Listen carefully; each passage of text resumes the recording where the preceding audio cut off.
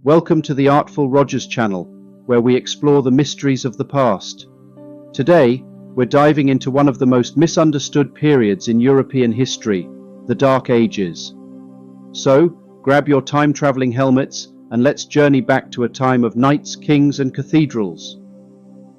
First things first, when exactly were the Dark Ages? Historians typically define this period from the fall of the Western Roman Empire in 476 AD to around 1000 AD, leading into the High Middle Ages. So, why the ominous name, the Dark Ages? Well, it wasn't because everyone was sitting around in the dark. The term was coined by Renaissance scholars who saw this era as a dark time of cultural and economic decline following the light of classical antiquity. But let's dig a little deeper and shed some light on this fascinating era. The fall of the Western Roman Empire in 476 AD marked the beginning of the Dark Ages. The empire, once a beacon of civilization, crumbled under the weight of internal strife, economic troubles, and invasions by barbarian tribes like the Visigoths, Vandals, and Ostrogoths. The last Roman emperor, Romulus Augustulus, was deposed, and Europe plunged into what seemed like chaos. With the fall of Rome, Europe fractured into a patchwork of smaller kingdoms and territories ruled by different tribes. The Visigoths settled in Spain, the Franks in modern-day France, the Anglo-Saxons in England, and the Lombards in Italy, to name a few. This fragmentation led to frequent conflicts as these new kingdoms vied for power and territory. Speaking of conflicts, let's talk about some of the notable battles and wars during the Dark Ages. One of the most significant was the Battle of Tours in 732 AD, where the Frankish leader Charles Martel halted the advance of the Umayyad Caliphate into Western Europe.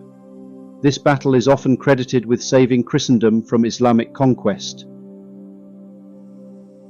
Now, we can't talk about the Dark Ages without mentioning Charlemagne, also known as Charles the Great. In 800 AD, he was crowned Emperor of the Romans by Pope Leo III, marking the revival of the Roman Empire in the West, which we now call the Holy Roman Empire. Charlemagne's reign brought a brief period of stability and cultural revival known as the Carolingian Renaissance. He established a centralized administration, promoted learning, and spread Christianity across his empire. But it wasn't all peace and prosperity. The Dark Ages were also the age of the Vikings. From the late 8th to early 11th centuries, Norsemen from Scandinavia launched raids across Europe, targeting monasteries, towns, and cities. Their longships were the terror of the seas, and their raids extended as far as the British Isles, France, and even into the Mediterranean. Now let's look deeper into the daily life of people during the Dark Ages. For the majority, life was centered around the manor and the village. The social structure was rigidly hierarchical, with peasants or serfs working the land for local lords or landowners. In return for their labor, they received protection and a small plot to farm for themselves. The manor was the economic unit of the time, consisting of the lord's estate, farmlands, and the village where peasants lived.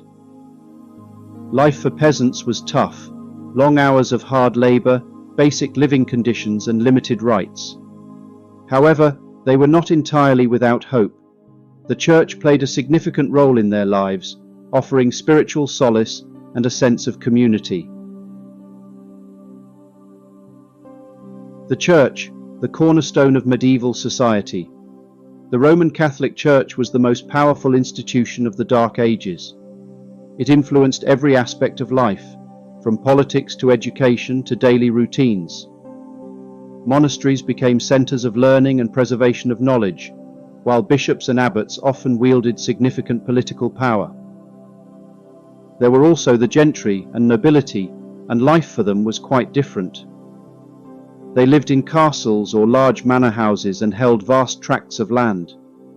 Their primary duty was to provide military service to their king and to administer their estates.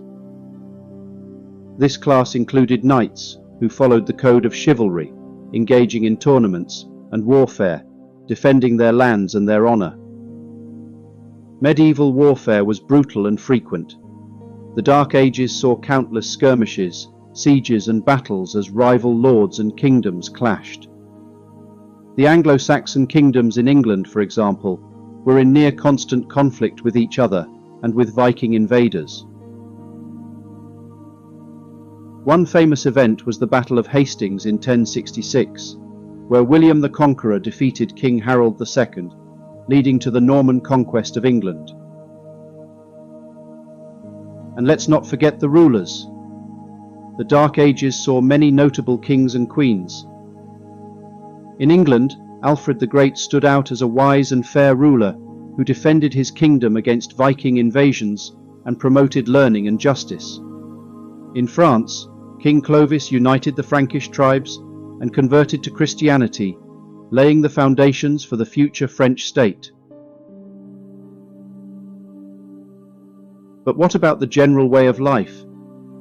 For most people, life was simple and centered around agriculture. Villages were small, self-sufficient communities where everyone had a role to play. Trade did exist, but it was limited and often local. Markets were places where people could buy and sell goods, but the economy was primarily based on barter rather than money. Life in the Dark Ages also had its darker side, illness and disease.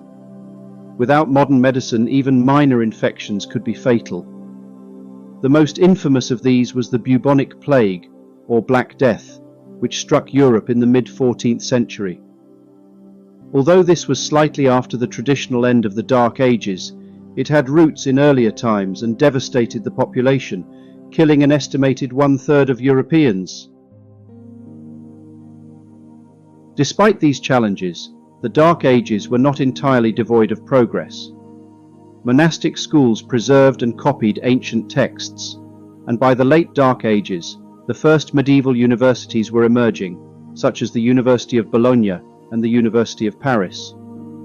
These institutions became centers of learning and helped lay the groundwork for the intellectual revival of the High Middle Ages. Art and architecture also flourished in their own way. Romanesque architecture, with its thick walls and rounded arches, dominated the early medieval period, later giving way to the soaring heights of Gothic cathedrals like Notre Dame de Paris. Illuminated manuscripts, created by monks, are beautiful examples of the artistic achievements of the time. And let's not forget the culture and festivities. Medieval Europe had its share of fairs, feasts, and festivals. These events were opportunities for people to gather, trade, celebrate, and enjoy entertainments like music, dancing, and games. They provided a much-needed respite from the harsh realities of daily life. As we move towards the end of the Dark Ages, we see the beginnings of the High Middle Ages, a period of renewed growth, stability, and cultural development. The foundations laid during the Dark Ages, despite the turmoil and hardships, set the stage for the remarkable achievements of the later medieval period. So, was it really all that dark? The Dark Ages were a time of transformation, resilience, and gradual progress. While it had its fair share of struggles, it also paved the way for the vibrant and dynamic medieval world that followed. Thanks for joining us on this journey through time. If you enjoyed this video, don't forget to like, subscribe, and hit the notification bell if you want to be kept updated on future releases from the Artful Rogers channel. Until next time, keep exploring the past to understand the present.